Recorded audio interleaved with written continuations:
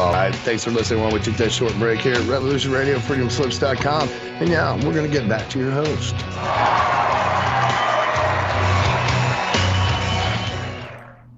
Hello and welcome to Plato's Cave, coming to you from Australia, the land down under. That's right, I got a frog in my throat for Revolution Radio on revolution.radio, in case you want to look us up, and you should, because we are home to ideas. Many ideas, controversial, yes, sure, will they make you angry, happy, sad?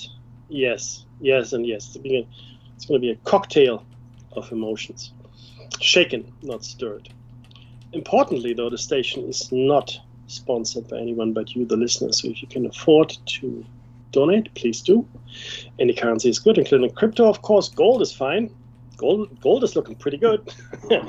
But, maybe you can't because times are tough. And it's okay, I dig it, right? And we know it's hard out there in the world. And even the middle class, which saw themselves relatively safe, is no longer that safe, that is.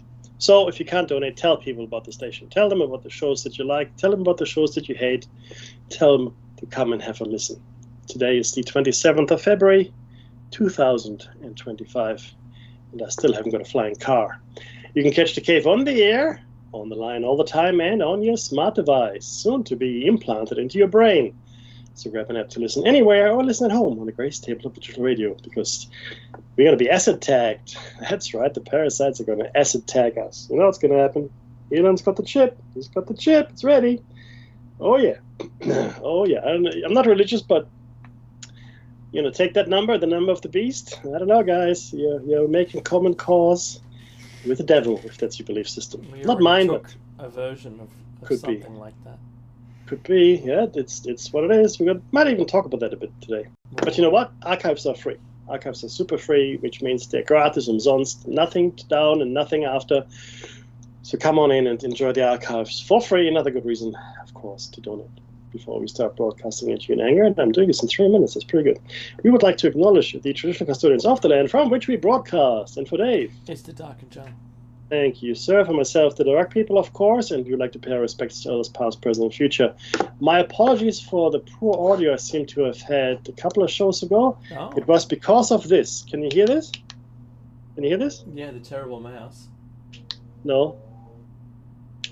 It's my fan, because I haven't got air conditioning in my study. I've turned it off now. It's all good. But yeah, that's my fan. It was apparently the mic picked it up, because I've got a Yeti, as Dave does. Yeah, I do. They're great. They're great. I mean, not even for the money, they're just great. I mean, for the money, they're phenomenal, but That's they're right. really great. And then we're not millionaires, so we can't afford Sure, thousands Mike. and thousands. No, we can't. Yeah, that's right. No, we can't. But yeah, the parasites, they're coming for you. If you think that anybody is on your side, you gotta guess again. Please understand that none of the billionaires are on your side. Okay? They're gonna chip you as soon as they get a chance, right? They're gonna restrict everything about you. They're gonna make every decision for you. That's what they're gonna do. But of course, you gotta sprinkle some good stuff in too. I mean, you can't not have. You should have healthy school lunches. I don't know, Dave. Do you remember Super Size Me? Oh, I've got the mixed sweats right now. That's right.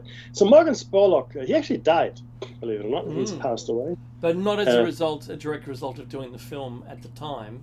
No. No. But he died young. That's true. Unusually so. But look, I loved his work, all the work that he did.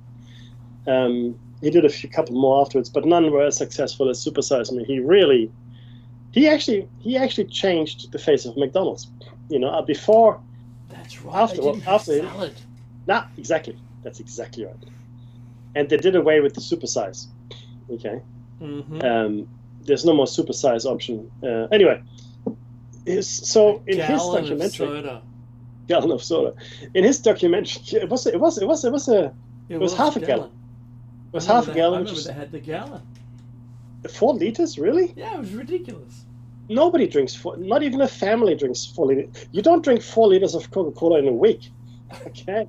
It's like if you drink a gallon of Coke, that's instantaneous and immediate diabetes. That's what that is. Well, it's what insulin? I don't need insulin. I got sugar. Okay. No, but he said it in his documentary, and so did Jamie Oliver in the UK, healthy school lunches. So Morgan Spurlock went to the school where they had all the tough kids or the troublemaker kids in the district. So every school had given up in that district and kicked them out, and then that school collected them, and that so I guess it was a school of last resort, you want to call it, I guess, right? And so Morgan Spurlock visited that school, and he said, so all these kids here are discipline cases. They're all troublemakers. The principal goes, yes. So he looks around, he pans around in the cafe. It looked well behaved, these students. There was no tomfoolery, no hijinks, nothing. And Morgan goes, well, it doesn't seem to be that way. What did you do? Obviously, it's a loaded question, and the principal said, well, we did a couple of simple things. Number one, we did away with all the vending machines. So no processed food, no snacks, no chips, no soft drinks, nothing. Right? All gone. And then secondly, he said, well, we started cooking the food fresh. Nothing processed, nothing pre-cooked. Everything is cooked fresh and healthily, and the kids drink milk or water or some whole juices or whatever, right? That's what they drink. And lo and behold, the kids didn't have discipline problems anymore. Now, David, I put it to you. ADHD, any kind of behavior that we now deem medicationable in children, and make no mistake, Ritalin, focusing. Ritalin is speed. Focusing, yeah. Great If you give your kids Ritalin because they've been diagnosed ADHD spectrum, disorder, whatever, that's speed you're giving your child. You know who invented speed? The Germans. Germans. Yeah. You know why they invented this one? Speed. They invented it so the soldiers could fight for 96 hours and then collapse. Yes, very good. That's evolutionarily important to do that. Worked a treat. I want to tie this. I want to tie it in. Not the who invented speed. Tylenol. Tylenol. Yeah. So the coffee plant contains caffeine. We all know that. Tea, we knew that. The cola tree. There's actually a cola. What's it called? Acuminata. What else was there? Cacao, we know that one. Guarana, my favourite. Tea as well. Yeah, tea. That's right. Said that. Yerba mate. I was listening to a fellow. Now, how accurate this is, I don't know. But he was saying that all the plants that are in the group of the nightshade, so tomato and potato, and there's a whole bunch, that they all contain caffeine as well. And I've tried to find let me see, because I was trying to find it and I wasn't able to. Fruits and vegetables that contain caffeine. Here we go. That's what I was caffeine is a natural substance. Yeah, no, it is. It completely is. Yeah, potatoes, that's right. Potatoes and spinach. What else was there? Blueberries or raspberries, and blackberries. Yep. Small amounts of caffeine in there. Mm-hmm. Now, potatoes. Potatoes is big. If you have, fries. To be clear though. Yeah, go on. Methamphetamines don't contain caffeine. No, I know. That's right. I wasn't likening it to the invention of speed. Not at all. What I'm saying here is potatoes are a staple in fast food. They just are. Every fast food outlet has some kind of potato product somewhere, somehow. That's true. That is true. Yeah. Yeah.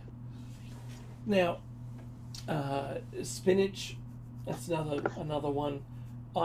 This fellow had a pretty comprehensive list, and I'm still attempting to find what I can of it in reality, because don't believe everything off the internet, right?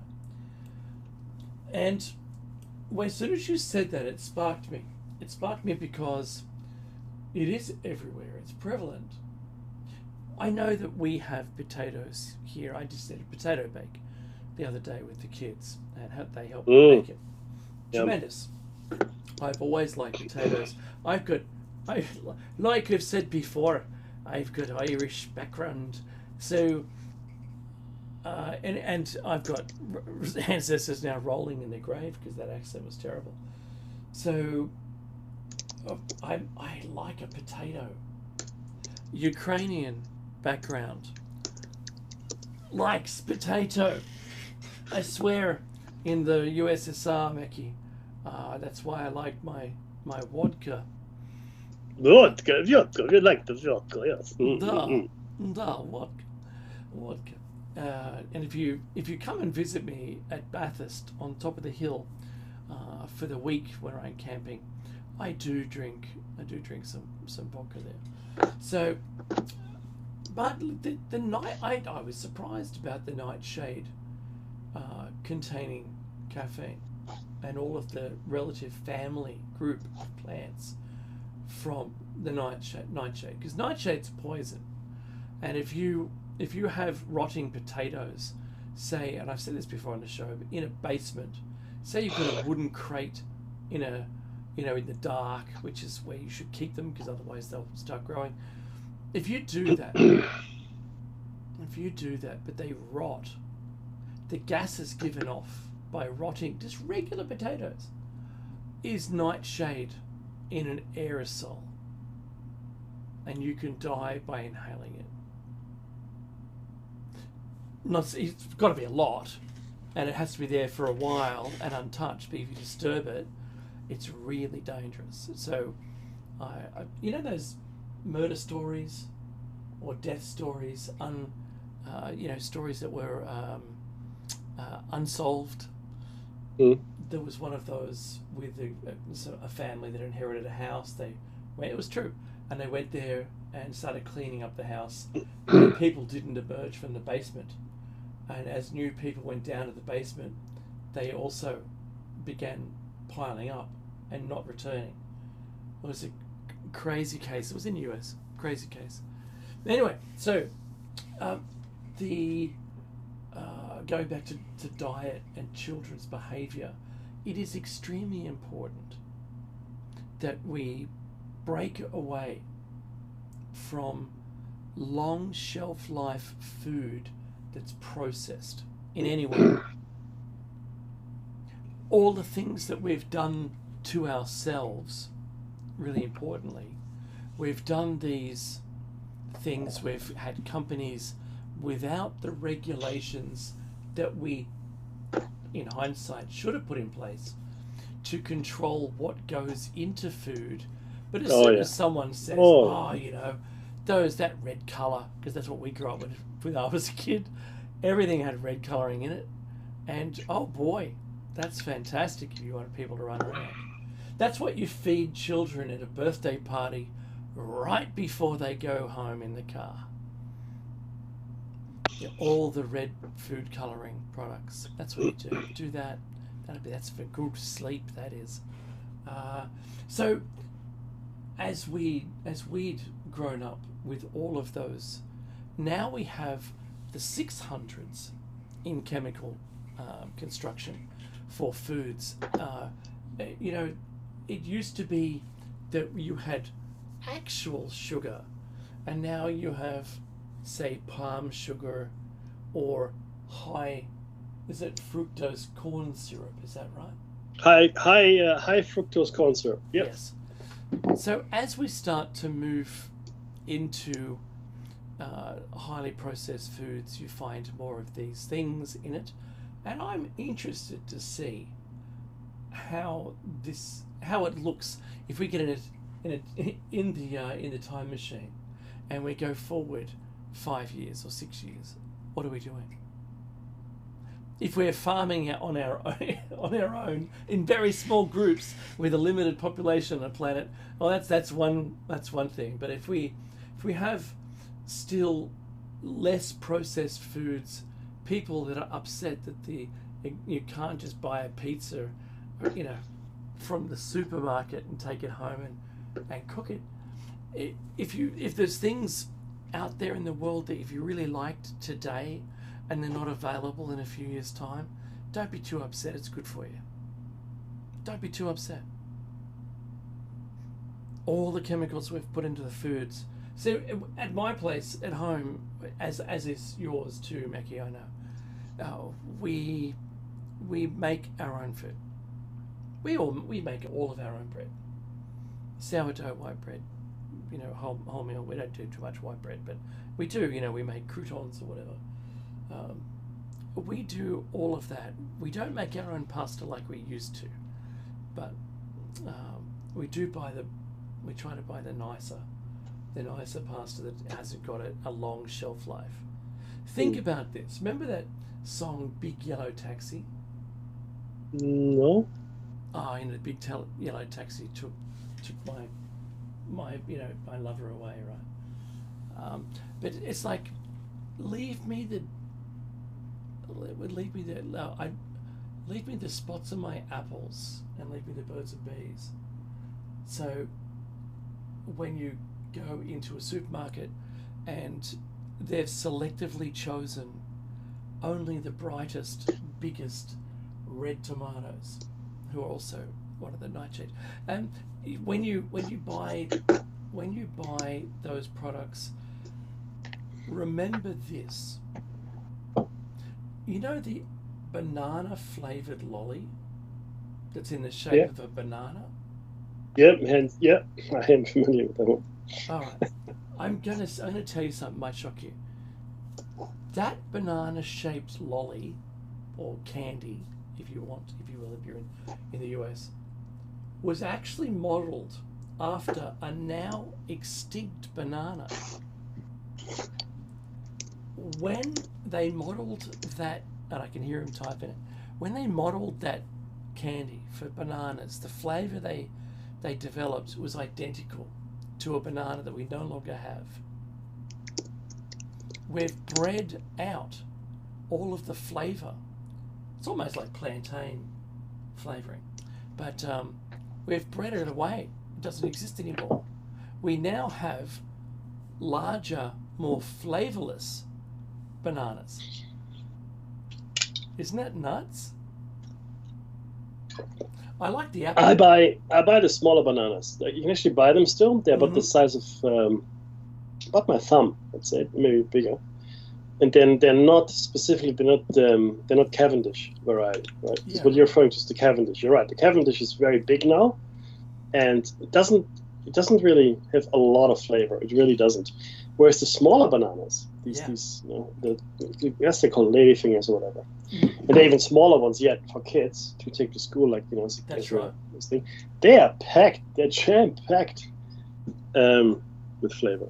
So my point here is, not only have we processed food with chemicals, we've taken away most of the really good things in natural fruits and vegetables by breeding them and selectively selling the ones that look the best, that don't necessarily have all of the original vitamins and minerals for your health in them. We've selectively we've chosen to buy. Well, this is what they tell us. The large supermarkets advise us when we are. So how come if I grow fruit at home, there's a percentage of it that has marks on it, and they go, oh, they don't sell well, so we don't sell them. We just don't. I know where they go because they go to the food bank, and that's where I tend to pick them up. But they've chosen the look and feel of them over taste. and over nutrients. Isn't it? Isn't it nuts? Not really. Not really, because what They're do you? chasing the money. Yeah. When you buy something, what do you first? I mean, what do you? Unless you know what you're doing, but any person that goes into any, we're talking about food now, fruit stuff, food specific. You're gonna buy the thing that looks the most appealing.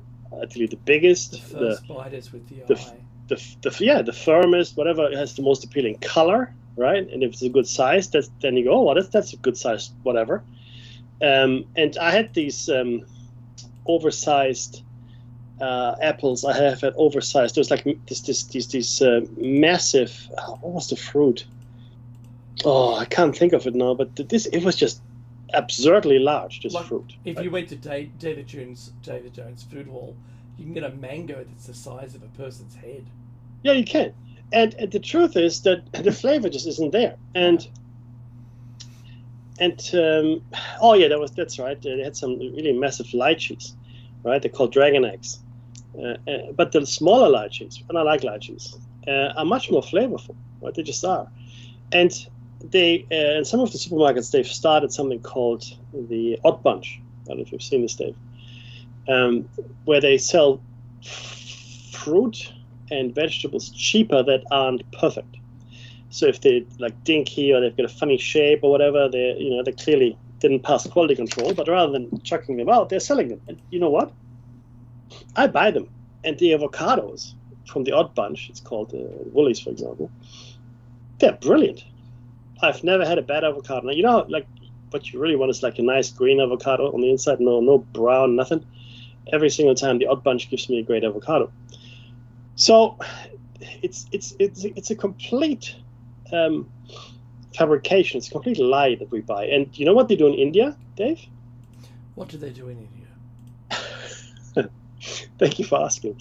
What they do in India, the farmers who know all this, they paint their fruit. They paint their fruit. They also inject their fruit with various chemicals to make it more plump, and they paint them to look them more appealing. Now, neither the paint nor the other material they're injecting is any good for you, but they do it anyway. I want the one with the most paint. These berries taste like burning. And they do, I'm sure. But that's what's happening, and it boggles the mind, right? I'm not saying it's happening everywhere, but I know there was an investigated case in India where that happened. And in China, they actually make fake eggs. You know that, right? They make fake eggs. I mean, I've seen them paint the pigs because the black pigs are worth more. Yeah, well, that's different. I understand that, because money. But why would you make an egg? It's not easy just to get it from a chicken, isn't it? I've seen fake rice. That's another insane thing. Yeah, no, it's nuts. Yeah. It's all this insanity that goes on, and you ask yourself, surely there can't be a profit margin that big that would compel you to make an egg. Fake honey, we can. I know you and I can agree on that. Is also equally stupid. That's a raw. Oh, completely.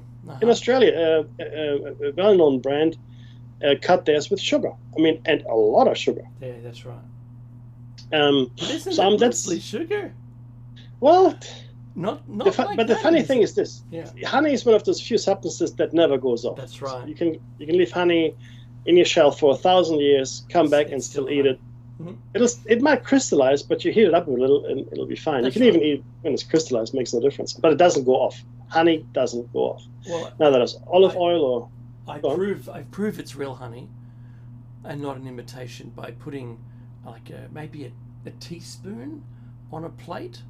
Yes, and then flooding it with water and swirling it around like you're gold panning. Yes. And then it will actually, it remembers its life in the hive with the shape, the interconnecting shapes like the honey in the hive. And if it does that, it's real honey. It's not a hexagonal; it's a pentagonal shape. Yeah, that's right. And it is, as Dave said, it looks exactly like a honeycomb. Yep. Right, and it remembers. The honey remembers. That's why they say you should only ever use wood to get the honey out, because if you use a metal spoon, remembers. It breaks that memory of the honey. Oh, listen to him typing away. No. That's what I was always taught. Yeah. Yeah. I'm not a honey eater though, but it doesn't matter. For my family. I actually like honey. I buy Manuka honey for my family mostly, and which is very expensive. But I swear by it. If you've got a sniffle coming on, you have a bit of a sore throat, you take a couple spoons of that throughout the day and then some lemon juice. You will cut down the time you're sick, and it won't be as severe. 100%. It's a thing, right? But it has to be real Manuka honey, and it's the plant. It's a flower, a specific flower, and the bees go there and they extract this chemical, and that becomes part of the honey, and it has amazing restorative properties and also immune boosting properties. It really does. But see, Dave, we should have a lot more natural foods, right, in our diet, and that was really my point that I was trying to make earlier, right? And I'm trying to talk also here about RFK. Mm-hmm. He's got some excellent ideas. He does, right? But it's the sprinkling of excellent ideas that sort of hides the insanity. One thing that worried me today was the Tate brothers. Did you hear about the Tate brothers? No, I haven't heard about the Tate brothers. So, look, I didn't know anything about the Tate brothers, to be honest with you, because I'm not really a big social media, not that kind of social media kind of guy, right? However, apparently these guys are really big influencers, and they're self-declared misogynists. They were in Romania, being in the UK as well, charged with rape. There was rape, trafficking, human trafficking, and a few other things, right? And so the Romanians had him under arrest, and they were holding both UK and US passports. The Trump administration put pressure on the Romanian government to let them go, because the Tates had actually endorsed President Trump during his campaign. They've got a fairly large following, I guess, on social media. And so the Trump administration exerted pressure to have them released, which happened today. And it is understood their passports were given back, and they actually have flown out in a private jet to the States. I don't think they're there yet. I think they're still flying. I find that worrying in many ways, right? Because, yes, there are good ideas, right? And this goes for any administration. I'm not hating on Trump. But with Trump, we're coming to a head. We're coming to a head because of all the billionaires he surrounds himself with, all the media moguls he surrounds himself with, all the technocratic feudal overlords he surrounds himself with. This is a dangerous cocktail that's brewing. Okay? Make no mistake. Make no mistake. It's worrisome. Check the Tate brothers. It's actually just incredible. All the things that are going on at the moment. Keir Starmer, Macron were there. Keir Starmer just left. Keir Starmer has just pledged that England will support the Ukraine for 100 years. Yeah. Yeah. I know that there was a tweet from Trump saying that he's now managed to secure some mineral rights, in Ukraine, in exchange for the $300 billion that they've paid them. He wants something in return. Well, he didn't actually pay them that money. He didn't pay them money. No. They received military right. supplies. You don't get anything for free. No. What I'm saying though is this is all stockpile stuff that would have had to be destroyed. I know what it is. So they're right at their end of life or have exceeded it. You send it to another country and you use the money to buy the replacements on your shelf. That's what they were doing. We knew they were doing that. So you don't give them to you. Oh boy, when someone says, "Oh, look, I just need money for a train ticket," I said, "Come with me to the ticket office and I'll buy you the train ticket." Then like, "Oh man, no, that's wrong." All right, what? But isn't that what you just asked me for? I like doing that. I like calling them out. I just need a drink. I'll go and buy you a drink. I don't want a drink. Hey, Mickey, as the show was opening, there was a news story there, and it's apparently true. Gene Hackman has passed away. No, but that's not all. That's not all. No, that's not all. His wife Betsy,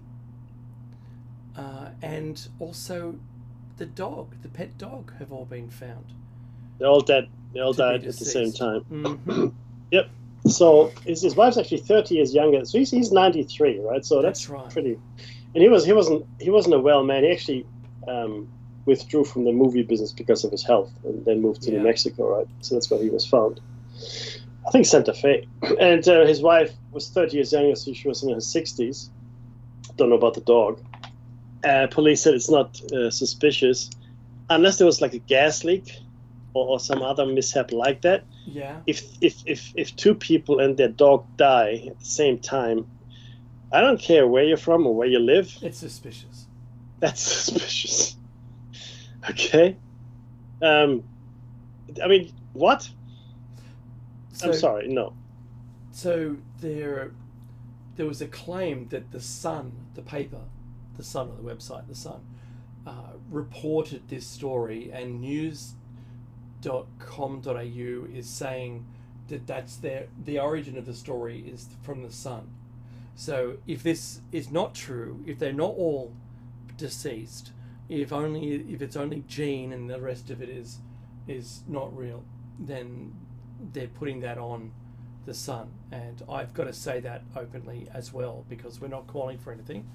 We're just reading out the story. Now, police have launched an active investigation into into the 3 deaths to find out more. And I think within the next 24 hours we should learn about. Yeah, they're saying. Yeah, it's odd, but they're saying specifically that they don't believe that foul play was a factor. I saw that. I saw that subtitle. Sorry, the quote in the news story. Yeah, I know, but how could they all? Unless you're right, unless it's a gas leak. There was a story, Mickey, about these elderly couple who, instead of cooking with the onions that they'd purchased, on the dining room table was also a bulb of a flowering plant, and I forget which one. I forget which one now, but they'd cut it up, and it looks identical when you cut it up to an onion, and they ate it, and they both passed away, and they were kind of, how did they both die? Then they did a toxicity, and they found that they had a poison related to a bulb. When they found in the bin, they found the top and the skin, and realized what they'd done by mistake. It's a terrible thing to have happened. But when you get old enough that you can't recognize the difference between like a brown onion and a bulb, that's it's so sad. Oh, look, it's tragic. It's truly tragic in the truest sense of the word. I like Gene, to be honest. I liked his movies. He's fantastic. I enjoyed them endlessly. The first time I was aware of him as an actor, and I grew up in Germany, obviously watching American movies as a child, was The French Connection. I thought The French Connection, the sequel, French Connection 2, just imagine a different name there, were phenomenal movies. I loved them, and for the time, they were late night TV. I was probably a pre-teen at the time, and I just loved watching it. It was just phenomenal. And a few other things he's done. He's never really been in a bad movie that I've watched him in. I've always enjoyed his acting. A real character actor, like Tommy Lee Jones in a way, right? Like not classically handsome, more like truly like he had to be able to act, and he could portray these characters so well. He was believable. I think it's probably the best way of putting it. He was like Brian Dennehy as well, like Brian Dennehy. He was in No Way Out. That's right. Yeah. I love that, and also another classic, Get Shorty. Yeah, he was in that. That's right. That's a good one. That was the Birdcage. Look, he did a bucket load. Birdcage. As the senator. That was hilarious. Yeah, he was also in The Unforgiven. He played not bad guy. I mean, bad guy's probably. Well, he did play the bad guy there, but it's a very complex kind of movie. I liked it, The Unforgiven. But yeah, he did, and it's a shame. And at the same time, Michelle Trachtenberg also died, and she played Buffy's younger sister on Buffy the Vampire Slayer. Oh, that's right. Oh, yes. She was. I actually liked her. She was actually very talented. She was gorgeous too. You know, and all these people just died.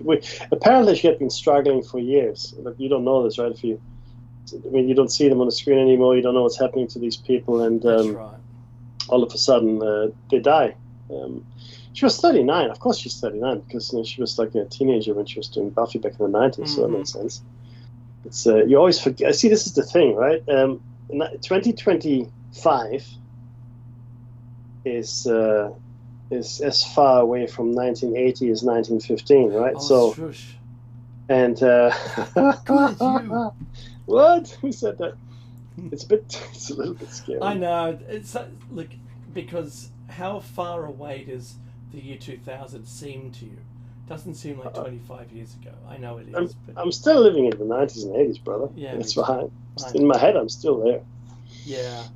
No, but yeah. Look, it is certainly worrying what's happening worldwide. It's a huge. I'm worried about many things. Wasn't there something about that, the Buffy girl? Wasn't there something about that story? Look, I would say it was probably. I hate to say this. I remember there was something to do with something important in there, which we can't really mention because we get deleted. So. Oh no! I thought there was. No. It may be drug related. Okay. But they haven't done an autopsy yet. They just found out unresponsive. Michelle Trachtenberg. Yeah, that's it. That's right. Yeah. Yeah. She was. I thought she was phenomenal. As an actress. But what can you do? She struggled, apparently, right? This is what happens when fame and money come to you when you're young, and probably being exploited as well to some extent. All of these things, they're not ideal. I mean, we look at the glamour of the movie world or any celebrity, but in reality, Dave, it's a bit tough, I think. When you see an actor that you haven't seen for a while, but you like their shows in the 80s and 90s, and then you're reminded just how old you really are because you remember them then. And now you see them as, oh boy, that's right, the shock. Yes, totally, I agree with you there. Yeah, look,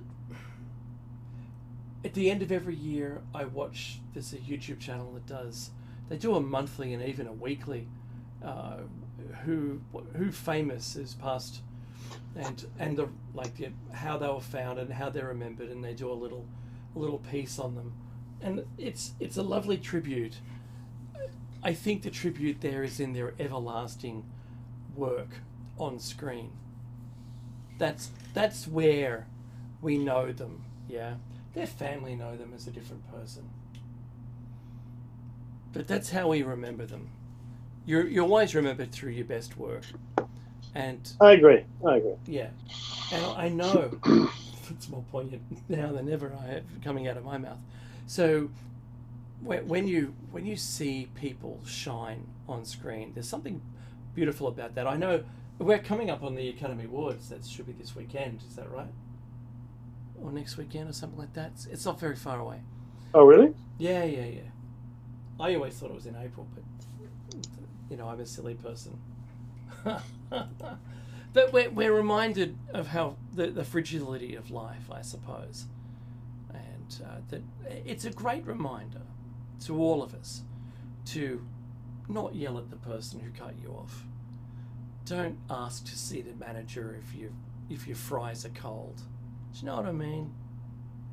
Don't give someone else grief in this pitiful, stupid lives we have, running around doing meaningless rubbish for other people, only to make other people rich and keep us where we are. I'm not saying don't complain. I mean, aren't we all in the same boat? That we shouldn't worry about the little things. Don't even. I said the very same thing to my daughter, and I explained to her the double slit experiment, and I said to her, "Oh, good." We talked about it before. I just brought it up again to illustrate my point that we create reality. We, That's in right. every moment, choose. Well, March you 2nd, can't. Nick, it is this weekend. It is? Yeah. Well, it's Sunday, our time. Right. Okay. Well, all right. It'll be Monday our time, Sunday US time. I'll be traveling. How about that? The truth is that we choose to behave a certain way. We can't choose how what happens to us. I mean, stuff happens. You can live the most careful life you want, but the problem is it's you can't control everything in your life. You just can't. Mm-hmm. So you can only control your reaction. Okay? And it's important to do that. And I said to it, it's important to because you create your reality, you create your day. If you have a positive attitude, you go into the day with positivity. I'm not going to say everything is going to fall in your lap, but it's a better way, a much better way than being negative and starting with a negative outlook, because there's you don't really come back from that. Yeah, so that's right. It is best to have the positive attitude and do the right thing that you think is the right thing. Right? Help other people as well if you can. Right? That's the right thing to do, in my opinion. But it is really very powerful when you think about the double slit experiment. I'm not going to go through it again. I'm not going to explain it. I'm not. But the collapsing of the quantum state, because we believe it should behave in a certain way. Well, that's the moral of the story, right? That the universe is actually created for us. Well, by us, not so much for us, but by us, right? Well, and not even by us, but by our expectations. So you have to ask yourself, exactly right. Where does that expectation come from, right? And in my opinion, we're being programmed to perceive the universe in a certain way and expect certain things. Not our free will, but actually programmed. So it's a really interesting kind of thought. And of course, scientists will say, Mickey, you don't understand it at all. You don't know what you're talking about. Okay, then you explain to me how quantum physics works. And the answer, of course, is that no one can, because no one understands it. Okay, we don't understand it. We don't even understand how quantum computers work. We know they work, and we know, the principles. How did science explain it? Yeah, but we don't know. Science can. How did science explain the recent quantum computer, and how fast it was? Right. Well, we must be accessing extra dimensions, extra That's universes. Right. It computed so fast, way beyond the expected processing time. And the only explanation that they came up with, which I think is tremendous, is that it connected to other universes' quantum computers and solved it unilaterally. But ultimately, that's exactly how a quantum computer works. That's how it should work. It uses the quantum phenomena, such as the collapsing or the let's call it what they call it, the decoherence, right? Quantum decoherence. So you've got a waveform that exists, and if you don't look at it, you're not looking at it, right? So all possible states are possible for whatever activity you're undertaking, right? But as soon as you decide to look at it or measure it, as it were, it collapses into or decoheres into what we call reality, right? Or expectation. And that's phenomenally profound if you really think about it. A lot of people don't understand. Look, this is the thing. We've lost our sense of wonder, Dave. That's right. Right? We just, okay. I do remember it in high school in physics in Germany. We talked about it. And our teacher just said, it's a light is a wave and a particle. That's all we got. That was it. I complained to my daughter's science teacher, and I said, there's more to that. And he goes, like what? Like what? Yeah. I know. So I told him, and he goes, really? I go, well, look into it. What do you mean, really? Are you the physics teacher or what? Yeah, but you only need to learn as much as you need to teach. Aha. You just learn the subject matter from the curriculum that you need at that day. That's That is right. correct. Yeah. We have created a lot of very bad teachers for various reasons. We pay poorly. People go into teaching for all the wrong reasons, in my opinion. And and ideally, you want a teacher like in the Robin Williams movie, where they say "Seize the day, carpe diem." That's What right. movie was it? I can't remember what it was called. But you want a teacher like that inspires you, that is full of passion for what that person is teaching. And not only that, they know what that is. They're not just full of passion for it. They know it. They understand it. They have in-depth knowledge of it, right? And it's that kind of society. That's it. Thank you very much. It is that enthusiasm and this passion. That, of course, look, there are great teachers, don't get me wrong, but I think there are also very many not great teachers that just chose teaching because it's a job. Funny thing is this. There was a guy working in IT a few years ago with us, and he just worked in IT, and then he got his dream job, train driver. Wow, so he quit IT. cool. Yeah. Right? Now, for a lot of people, train driver is just a job, right? But for him, it was his dream job. You know what I mean? I went to Queensland, the hinterland. This was more than 20 years ago. And I went to a video store there to rent a movie to take back to the hotel to just watch that night. And I never forget this. And this was more than 25 years ago, right? So think about that for a second. And I still remember it. And I remember the gentleman who was serving at the counter, a young fellow, probably late teen, early 20s, something like that. He was so full of pep and so passionate about his job. Mm-hmm. It was just a joy to see him work. Yeah. He really enjoyed the interaction with the customers, talking about movies, renting the movies or whatever, right? And I thought, oh wow, this is so I felt compelled to tell him, you keep that attitude, you can achieve anything you want in your life. It's fantastic. Mm-hmm. And I've come across people like that. I'm sure you have as well in your life, where you just see, oh, wow, this is brilliant. This is phenomenal. I mean, wow. What else can you say to this, right? But I do fear that because we're chasing the money, right? And this is really the problem.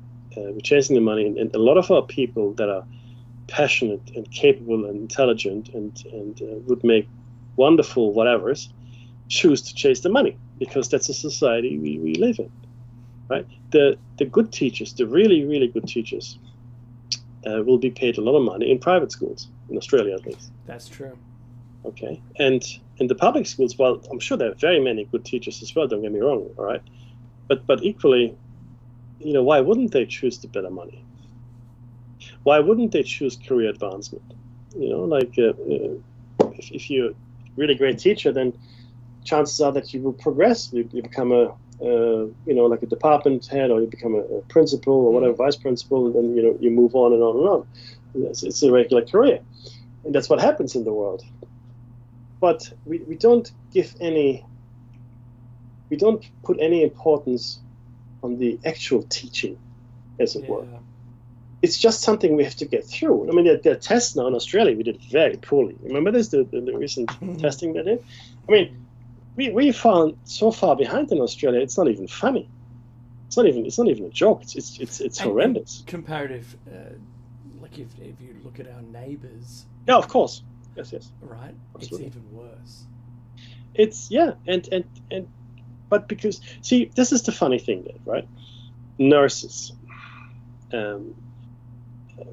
council workers, like garbage collectors, teachers, people. That do all the hard jobs, the necessary jobs, the jobs that we really can't do without. I mean, civilization would stop if these jobs didn't get done. We don't regard them at all. I don't know if you've spent much time, well, actually you have, but our listeners, you might not have spent much time with doctors and such, but the people that look after you the most are the nurses. That's right. The doctors will come in and to do what they have to do, right? They're the experts and they do well, don't get me wrong. But it's the nurses that do all the other stuff. Mm-hmm. Up to fairly, a high level of the only skill. thing they're not allowed to do is make a diagnosis and recommend medication. Yeah, that's right. That's it. But other than that, I mean, it's really quite phenomenal what they do, and not just nurses. I'm just looking at them, but it's the same. It's the same with teachers. Yes, it's something we have to have. Yes, we should all be able to read and write. But see, the whole point of public education is not about educating and creating a generation of thinkers and philosophers and creators and artists and people that are question. Yeah, exactly. Reality. People that are fully realized individuals, right? We don't want that. What do we want, Dave? Just enough to be able to work in the workforce somehow. That's it, buddy. And that's what they actually said. We had a report done in Australia. How can we improve the education system? Yeah. And the outcome was Yeah. the cry out from business leaders was, we only need people that can use a computer and speak reasonably enough to interact with each other. That's it. We don't need anything else. Oh, Mackie, one quick thing. One quick thing.